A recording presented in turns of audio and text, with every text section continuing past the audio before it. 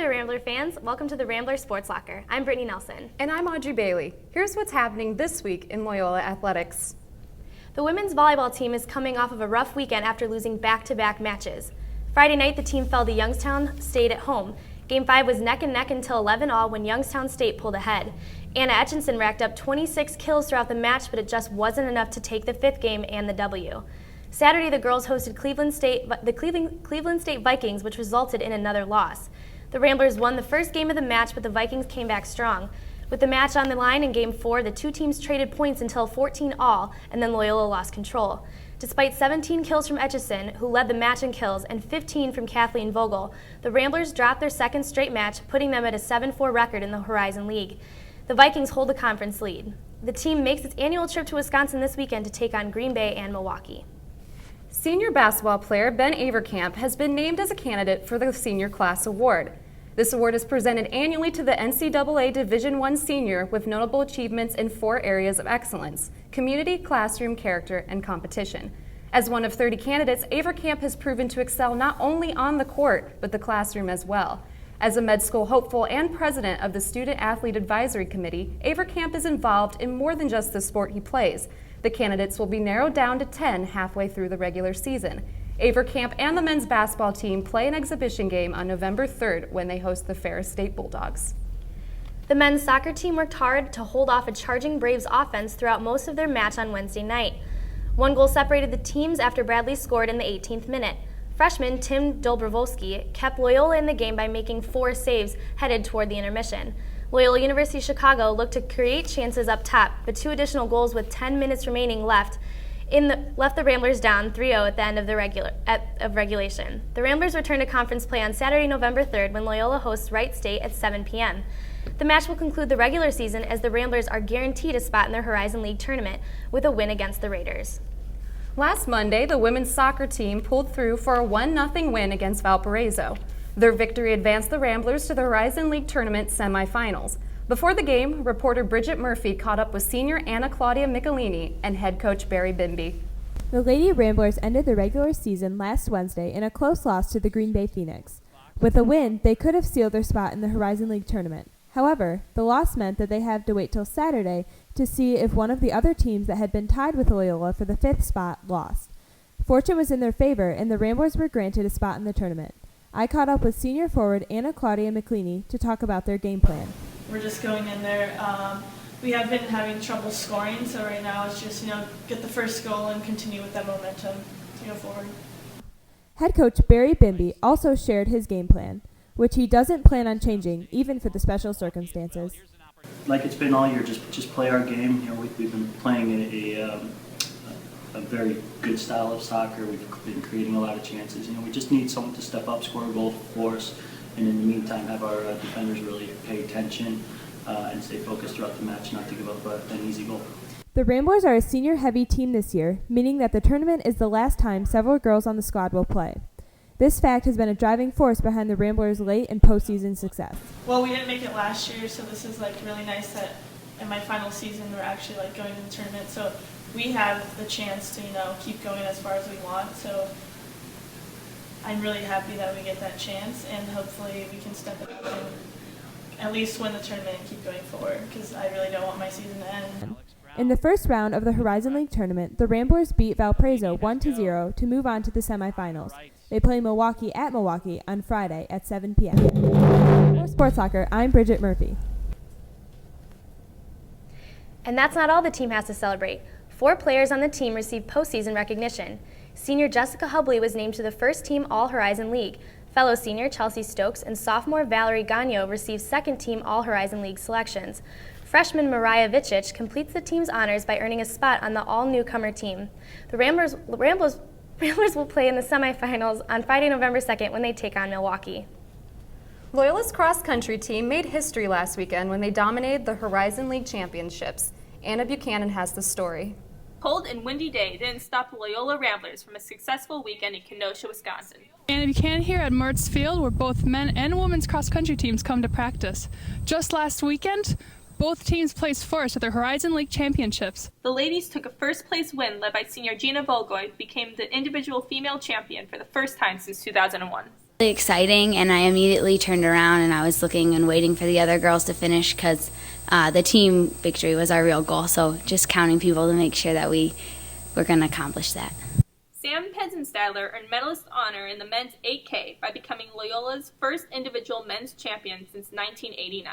We're ranked 10th in the region right now, and our goal is to finish about 8th, beat Southern Illinois and Minnesota, who are ranked ahead of us. So finishing 8th or 7th would be really good because we're moving up in a program. The athletes weren't the only ones walking away with a victory. Coach Randy Hasenbank was named Horizon League Cross Country Coach of the Year. First time in the program's history, the men's and women's cross country teams were both able to bring back trophies that are proudly displayed in Norfolk. The Bears take on Houston at home on November 11th. With both teams at only one loss, will the winner be considered the NFL's best? Also, with Derrick Rose sidelined until at least February, will the Bulls make a playoff run this year? Let's hand it over to our own Steve Manny so they can duke it out on the Weekly Ramble. Thanks so much, Brittany. I'm Steve Manny here with Mary Sugden and Ron Nick Amatangelo. He's here. We're going to get ready for the Weekly Ramble, and we'll jump right on into it. We're going to start with some women's soccer. And as the men's team did last year, they just barely made the tournament. 6th seed, need a little bit of help to get in. But they made it, and they won their first game against Valparaiso. Not a lot of people thought they would, and now they got to play Milwaukee, the number 1 seed, on the road this weekend in the semifinals. The question I have for you is, will they repeat what the men did last year and win the tournament? Will they go halfway? What's going to happen? What do you think, Nick? See, I think that they're going to beat Milwaukee because they're riding a momentum. They're riding momentum right now. They're on an emotional high. They just beat Valpo, and they get to go into Milwaukee and play a team that didn't do anything. They just kind of sat around and waited for us to come to them. So they're going to be a little rusty, they're going to be a little slow, and we're going to be riding that momentum. You see it in football all the time, where the 6th seed wins in the wild card round, then goes in to the number 1 seed and upsets them. And I think that's what happens here. But I don't know if this is going to be enough to get them through the finals. So I think that they'll make it to the finals, but I don't think they'll get there and win. I have to agree with you on that one. I think that, they definitely struggled in the regular season, but playoffs are playoffs, and I think at this point, it's anyone's game. So I have to agree with you, Nick, on this one. They're definitely going to make it to the finals. I don't know about taking it all the way, but I think they definitely have a fair chance as anyone. All right, let's find out what Rambler Nation says. Yes, they're going to make the finals 47%, but that's the majority of the 3 options. All right, that makes the score 1-1. You have a couple lovely pictures of you guys. Glorious. All right, next question, sticking with the Ramblers. Cross-country teams had one of their best showings ever at the Horizon League meet just a little bit ago. Yeah, there we go. Yeah, the team hasn't been able to do so good in the past because Butler's dominated the conference. They won individual and team and everything. But Loyola managed to sweep without them. They won men's and women's individual, men's and women's team titles. Do you think they could do it without Butler or with Butler in the conference? I have to say that I definitely think they could have done it with Butler in the conference this year. Granted, yes, Butler has dominated over the last decade, but within the last 5 years, the Ramblers have been growing and growing. With Gina Valgoy and those kind of runners on the team, I think without a doubt I would have loved to have Butler still be in the conference this year because I think the Ramblers would have taken it from them. Absolutely. Ooh. Absolutely. Nick. I'm sorry to disagree with you, Mary, but I just have to do it. Sorry.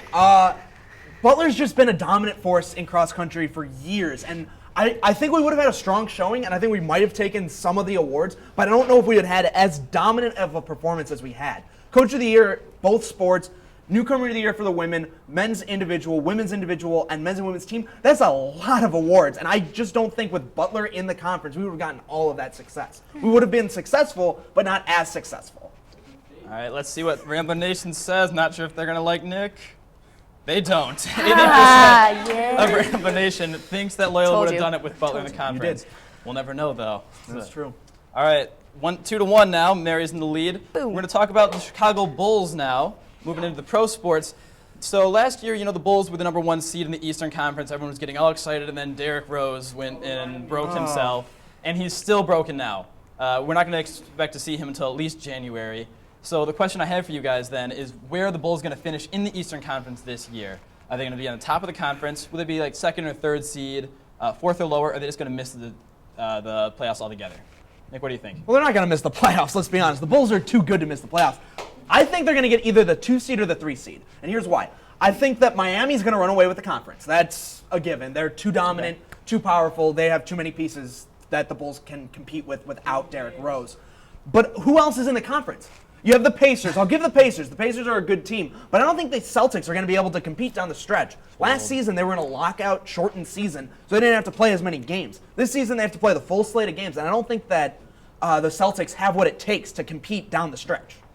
Nick, I have to agree with you on this one. I think there's no doubt that the Bulls are going to make it to the 2nd or 3rd seed, definitely behind Miami, obviously. But you've got a player like Derrick Rose, which, yes, right now he's hurt, but a guy like that he's sitting on the sideline right now watching his team. You know that when he comes out of the gates, he's going to be ready to go. So I think the second that he comes out, which is probably going to be sometime in February, they're going to be a team to be reckoned with. And when it comes playoff times, I think it's going to be Bulls all the time.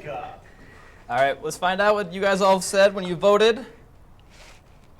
67% said 4th or lower. Y'all don't know what you're talking about. Doesn't mean they can't win a championship. They'll do it. They'll be Doesn't there. mean they can't win a championship. All right. Dabbles. And as that leaves the score at 1-2, and we're going to go on to our final question. Nick, maybe you can make a comeback on this last one. Let's see what Probably I can not. Probably not. All right, so a lot of talk is going around the NFL lately about who the top team is in the league. A lot of people say the Falcons because they haven't lost yet, but a lot of people think, oh well, they haven't played anybody good. So one of the teams in that conference or that discussion is the Chicago Bears. Are they the best team? And we might find out after they play the Houston Texans on Sunday Night Football. That game's coming up. Does the winner of that game have the right to call themselves the best team in the NFL? What do you guys think? Well, I'm going to start answering this question by saying one thing, that I'm the biggest Bears fan in the world. But I have to say that I don't think that after this game, I don't think that's going to be the deciding factor of the top team in the NFL. Yes, I think both these teams are absolutely powerhouses right now. But there's so much season left right now. I don't think it's fair to say that whichever team wins this game is going to be at the top of the NFL. What do you think? I mean, I have to agree with you, Mary. Not only is not going to break the tie? I'm not going to break the tie. Think about it. Like, the Texans have kind of a shorter, easier schedule than most teams. They are playing in the AFC South, which is probably the worst division in football, if not the second worst. Oh, they have Andrew Luck. They have Andrew Luck, but that's about it. That's what they got. So they have a couple of easy wins where teams like the Bears didn't have to go there. Exactly. If the Bears win, I might consider them, except that they lost to the Green Bay Packers. I'm a Packers fan. I have to say that discount double check. I have to say that the Packers aren't the best team in football. I think that honor has to go to the Falcons. They have yet to lose. They have looked dominant in every single performance. That's the best team in the NFL right now. You know, by saying no, you're guaranteeing that Mary's going to win this. I can't say yes to it. I honestly can't say yes to it because it's not true. All right, well, we're going to check out anyway who we think won this, or what you guys thought. See? And you said someone else is still better. So you guys both get that right. Maybe it's the Falcons, maybe it's the Giants. Well, but we know that means No. that as a result, our final score is 2-3. Mary, that makes you our winner today. Congratulations. Good job, guys. Good game. Fight. Good game. I don't wish I could We do had a that lot of fun dance. here. Brittany is back on the desk. Let's see what they're going to do. That wraps up this week's edition of the Sports Locker. Don't forget to check out our YouTube channel at Loyola RSL to catch up on what you missed. Be sure to like us on Facebook and follow us on Twitter at LU Sports Locker. We'll see you next week with more on what's happening in the Loyola sports world. I'm Brittany Nelson. And I'm Audrey Bailey. Thanks for stopping by the locker. And don't forget to turn out the lights.